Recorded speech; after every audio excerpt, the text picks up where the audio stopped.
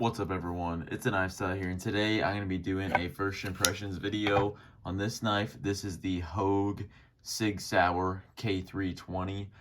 So Hogue made this knife. I assume it's licensed by Sauer. And yeah, one thing that's cool about this and like the collaboration between Hogue and Sauer is a lot of times with like gun companies like Smith and Wesson and I think Ruger has done some stuff too, but like the collaborations with knife companies, or if they just make their own knife, it's usually extremely cheap and people just buy them because they know the name from their guns. So I'm glad to see Sig Sauer doing actual high quality knives with Hogue. So maybe that leads to more people getting nicer high quality knives than those Smith and Wesson knives that are kind of more cheapy, kind of like gas station knife zone. But yeah, I've had this knife for, I know I've carried it for a couple weeks. I've had it for like over a month, I think close to 2 months. I just haven't really had the time to make the video. So even though this is first impressions, I've had it for a while. I haven't sharpened it yet though, which is kind of a first for me. I just want to try out the factory edge. I've stropped it a couple times. But yeah, I feel like since I haven't sharpened it, it doesn't warrant a full review. So let's go ahead and get on with the first impressions. For the looks of this knife, I really like how it looks. It looks tactical, but I like it's got some like gold accents inside the screw holes. I think that looks good. Like this flag on the pocket clip. I like the stippling on the handles. Just kind of gives it that tactical like polymer gun look, kind of like a Glock or something, or like a Sig, I guess. I like the all black. I think it looks good. Overall, good looking knife. I think it looks cool. Now let's move on to the blade. So what steel is this? S30V. Yes. So this knife is 145 bucks. I guess I never went through the anatomy of it, but that's fine.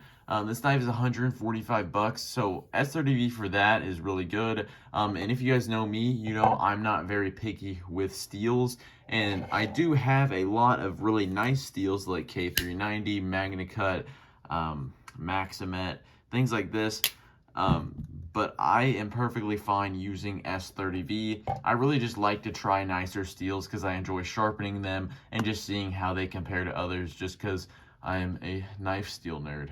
But I feel like S30V perfectly fine. Hogue, I haven't sharpened it, so can't speak on the heat treat, but it seems like most companies that do S30V heat treat it pretty well. It doesn't seem like a hard one to heat treat like 20CV. I know Hogue had some issues with that with like the Deca, but yeah, overall, I'm happy with S30V here. There is going to be the commenter that says, oh, if only they did MagnaCut or 20CV in this knife, and that would be cool. I'd take S30V over a soft 20CV any day. But yeah, it would be cool to see something like MagnaCut, but also this knife's 140 bucks, and I'd probably rather see S30V for 145 bucks or whatever than MagnaCut for 200 bucks. So yeah, let me show my other Hogues next to this knife. I don't really do size comparisons on first impressions that much, but people might be curious. So here's a Hogue Ritter next to it, about the same size. This is at a little bit of an angle, so the Ritter looks a lot bigger, but it's probably, just comparing them right here, Hogue Ritter's probably a ½ inch longer in total length. I can also throw up a Mannix. I guess we're doing all the Axis style locks. But yeah, overall, it's a full-size knife. I like the size. I don't think anyone that has this is going to be wishing that the knife was bigger or that they did an XL version. You know, I don't think this is going to fit pretty much everybody's hand. But yeah, now back to the blade. I'm sorry, I haven't done a video in like a month, so I'm all over the place. Thinness behind the edge, I don't even know what it is. Let me measure it real quick. Just from cutting, it seemed to cut fine. You know, it wasn't like a laser, but it wasn't bad. So I assume it's going to be around that 20 thousandths mark. I'm looking, I got 18.5, call it 19 thousandths behind the edge. So I'm happy with that. It's what most Spydercos are. And then let me do a stock thickness. I am dropping stuff everywhere, but about close to 120 thousandths. My battery is kind of low on my calipers, so it's kind of hard for it to pick up on camera, but it is a nice tall flat grind here. 20 thousandths behind the edge. This is going to cut probably like a Spyderco, so I'm good with that. Carry a lot of Spydercos, and I might even drop this edge a little bit, sorry, when I sharpen it. So yeah, it'll cut even better after that. But overall, happy with the geometry of this blade. The blade shape, it's pretty good. It does have this pretty steep belly right here, so the tip is a little bit higher. But honestly, blade shape, I'm cutting cardboard and tape a lot, so I don't really need. I can make do with any blade shape that I have. The sharpening choil here, this is going to be interesting. I guess I'll update you guys after I sharpen it. I probably just won't even go all the way back there, but it's weird how they have this little, I guess this for the finger choil here. It's like, sorry, I can't talk, keep getting caught up. That's like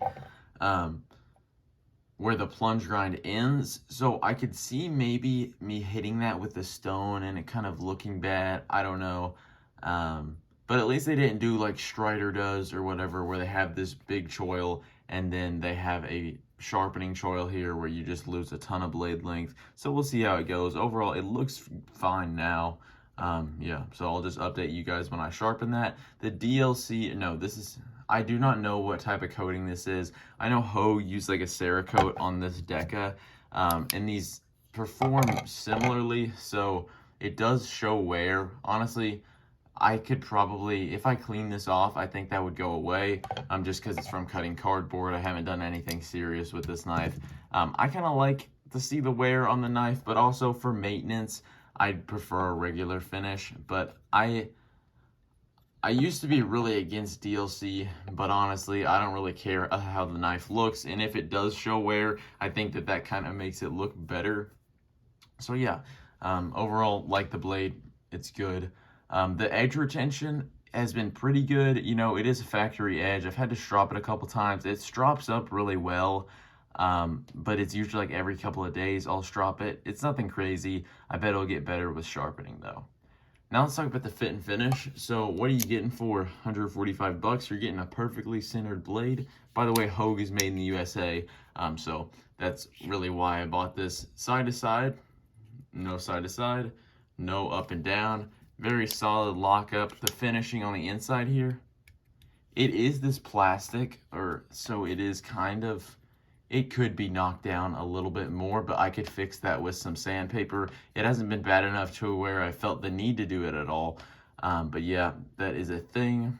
They do have this little mark for the pocket clip here where they kind of sanded down the stippling, so it slides in and out of the pocket better. So I like that little attention to detail thing. On the Hogue Ritter, they have this rough spot here, and the pocket clip sits right on it. So I think people complained about that. It doesn't really bother me all that much because it didn't tear up my pockets, but that is a cool little aspect of it. And any more things on the finishing? This is kind of cool. It is a plastic mold, so it's not really as impressive if it was like aluminum or titanium or something, but there is a distal taper with the thickness of the handle. It gets thinner down here, and I really like that. I think it makes it more comfortable. That's just a little attention to detail thing that is nice. Anything else I could say on the finishing? This part is really knocked down on the opening hole, and so it was kind of difficult for me to open it when I first got it. I think it broke in a little bit though, which made it better, but I'd almost like to see that sharper, or maybe see a thumb stud used for this, just because I don't know if the hole opening is the best option, but I guess I'll talk about that more for the action. But overall, really impressed with the fit and finish, the lockup, really good for this price of knife. Now for the Ergos. Ergos are great. It's super comfortable, thick handle. That distal taper is also nice, and this grip, very, very good. Really happy with the ergonomics, and in the choked back grip, it's pretty good. My pinky lands like right on that indent right there, so I think it's made for people with bigger hands, so you could put your first three here and then the pinky in the back if you're choking back right here, but that doesn't really fit me all that well, but it still is. I pretty much solely use the knife in this grip up here, or I'll do like a pinch grip like this a lot and cut with that. But yeah, ergonomics are great on this knife. And chimping, it's not overbearing. I like this stippling. It gives you grip where it's not just holding onto the slick plastic, but it is not going to tear up your hands at all. Now let's talk about the carry. So it is, I guess that's 4-way reversible. So that's cool. If you want to carry it tip down, you can. Deep carry pocket clip, I don't really care about that. They do have these little ridges on here, which is an interesting idea that like when you grab it, it will grip your finger more. So I like that. The retention on it is pretty strong.